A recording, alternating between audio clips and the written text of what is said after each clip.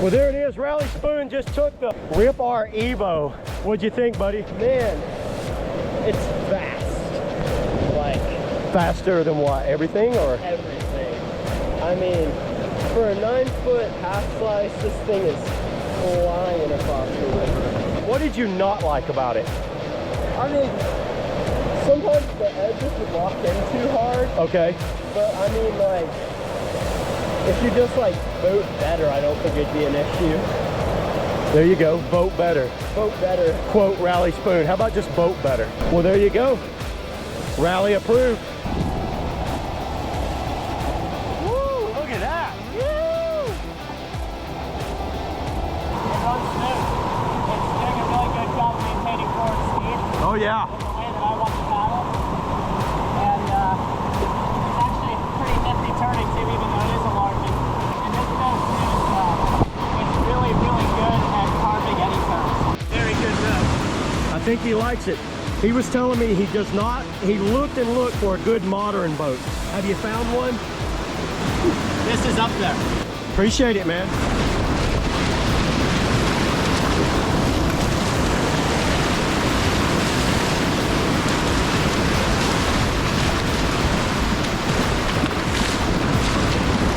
Woo, that was easy. I love how controlled it is on its tail. When you get it on its tail, it doesn't get like wild.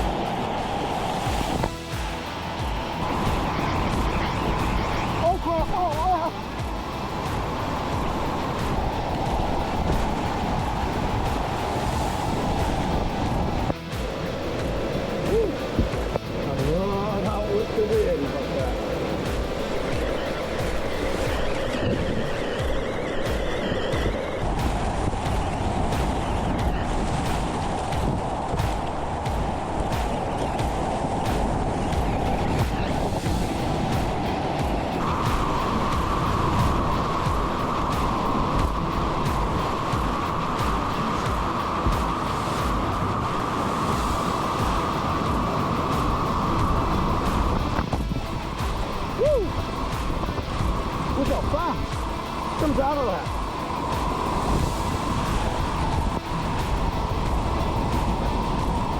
I'm going to be doing, I'm going to go a complete little kind of walkthrough and final opinions because I have been paddling this boat. This is phase 2 and this size is the 85. These come in a 65, a 75 and an 85. I just happen to have the 85 here. And check this thing out, everybody. This right here, I know you're like, well, what is the Rip-R Evo? So this is a kayak that's like can be used for extreme slalom, which is racing, or if you just want a really fun half slice that without a lot of rocker and it's very spicy, get you one of these because I have been paddling this boat and I have been having an absolute blast in this thing. But let me just kind of go over some of the specs for y'all. I don't have anything on Pyranha. I couldn't find anything on Pyranha's website on this, but from my measurement, the stern rocker was low on it. It's actually a little bit of a negative stern rocker. It was a little around 9 inches of stern rocker from here to here, and the overall length of the entire boat was right around 8'11",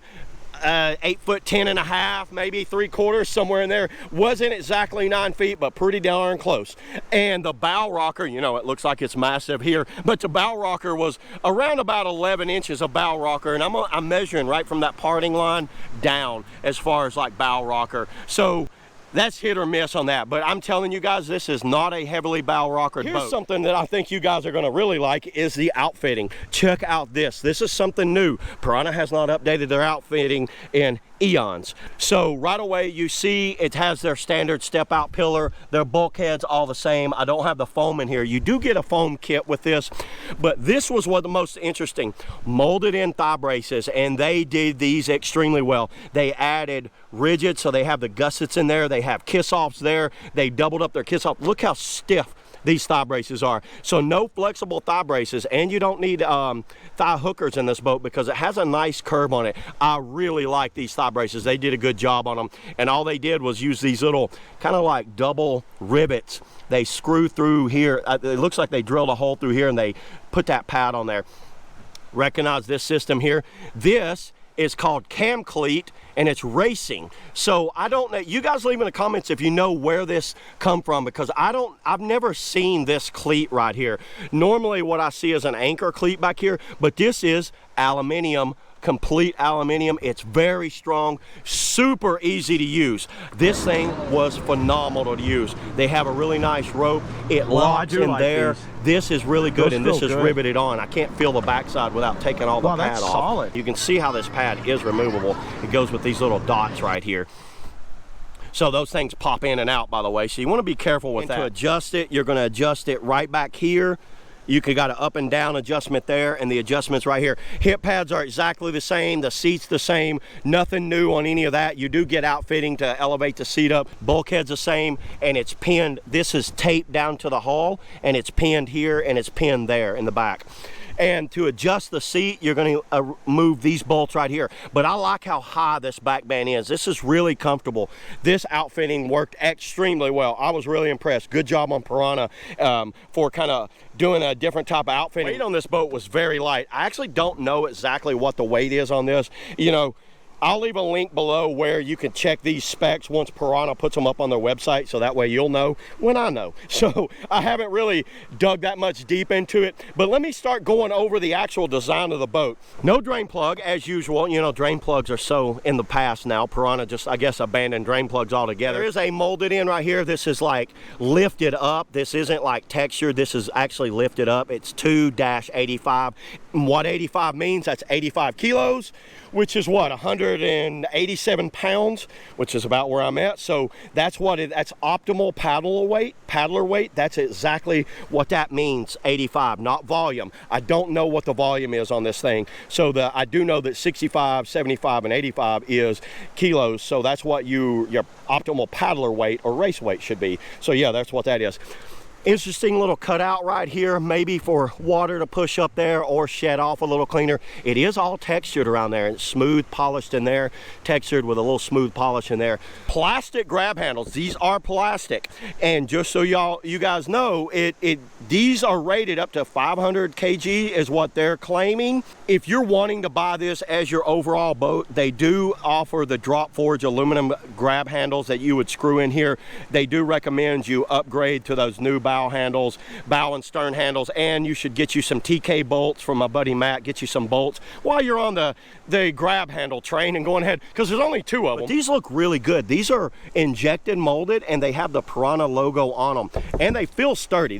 They feel good enough for extreme slalom and maybe class 1, 2, whitewater center, stuff like that. You'd be totally fine on these. You'd never have to upgrade them. But if I was going to do any type of rivers, I would definitely upgrade those handles. 2 screws right here holding the stern wall in. They do not have one. They glue that little foam wall in the front. It's a little foam wall is up here. It goes from here to here, and it's glued in, so no screws up here. So yeah, there's kind of like the little quick overall of the boat. Let me just kind of like show y'all the shape of this thing. Looking back here, look how flat and out that is, and that actually comes down and has a negative tilt to it. How cool is that? That works extremely well for pivot turns and like coming into eddies, spinning, turning, changing directions. Stern squirts, very balanced on its end when you go up and you rotate around. I was very impressed on how balanced this boat was. And it's narrow. It drops down narrow. They've dropped it off right here, so it's narrow and it's very flat. It's very flat all the way up to about right here, and then it starts widening up. And mind you that this is mostly made for speed and pivot turns, not play boating. You can use it for play boating, because I have, obviously, but it's like I think they really want it for kayak cross, extreme slalom, things like that. The rim is the same as the Rip-R 2 and the Firecracker, just so you guys know. My skirt fits really good on this rim. Moving on up to this bow, check this bow out. So looking at it, let me get over top of it right here, because if you guys, you know, if you're comparing this to a Rip-R 2, it's very flat up there. What they've done, they've elevated this peak up and it's tapered on its side. So why is that important? When water splashes or comes up on here, it sheds off clean. And then also, if you're in like some sort of extreme slalom or boater cross, there's no edges. If boats hit you, this kayak was actually designed by some of the best extreme slalom paddlers in the world. So they got a lot of input from those guys on what they wanted to see on kayaks like this. So how cool is that they actually thought of that people trying to ram your bow, it's just going to slide up. Or if you're paddling with me, and you know I run over a lot of people anyway and get run over myself, you know, you're going to have this where it just kind of sheds off the edges there. So water sheds cleanly off of there. Very impressed on that. And there's not a lot of rocker, so this boat was very fast in flat water and whitewater. It was the fastest kayak I have ever, fastest 9-foot kayak I have ever paddled. This thing was smoking fast. I was so impressed on the speed of this. So now I know what you're saying. Let's see the business. Let's see the hull. So let me look at the hull and kind of go over it for you guys. All right, rolling this thing over, looking at the side, they added that fade in there. Look at the depth on those wave deflectors. Very good on those wave deflectors, and check that out. I will come back to these things. Look at this edge running down. This is a very different edge from anything I've seen. There's not much rocker back here, and it's like thin, and then it tapers off. So this isn't your wide bow rocker that every kayak is like kind of going towards now. This is a low rocker, but I love how they did that big deep wave inflector in there. That's probably a 1/2 inch to a 3/4 of an inch depth on that, and that rail is very aggressive going down through there like that. This rail runs all the way to behind, I would say about where your hips are, so you can see this. And then look, the rail is gone. Look at the depth on that rail, and look how it just disappears right here. How cool is that? And that's made for spinning in and curling, because you don't need a rail back here. So that rail is tapered off right here, and it goes down and it smooths out. Roll it on over here. Notice back here, there is nothing back here, and it has negative rocker. I don't know how well you can see it in the camera, but this thing comes down and lifts up right here. It's got a depth in it right there. You can definitely tell I've had this at the Whitewater Center. Look at this. For all you guys in your concrete jungles out there, it's brutal on your boats. And this one has negative rocker, so it makes it even more brutal. So keep your stern up. So you see right here, there's no rail going off the edge here. It's very rounded and smooth. And then the rail starts a little bit right here, kind of goes up, and then it goes up. And then look at that transition right here. How interesting is that? This kayak, if you lean forward when you're coming into an eddy, it whips. Your paddling style changes slightly. It took me several laps to really open this boat up and figure it out on how the changing in paddling style this boat was. It's definitely something different than anything you paddled. Anybody that's paddled this and paddled a normal kind of half slice, this is something different.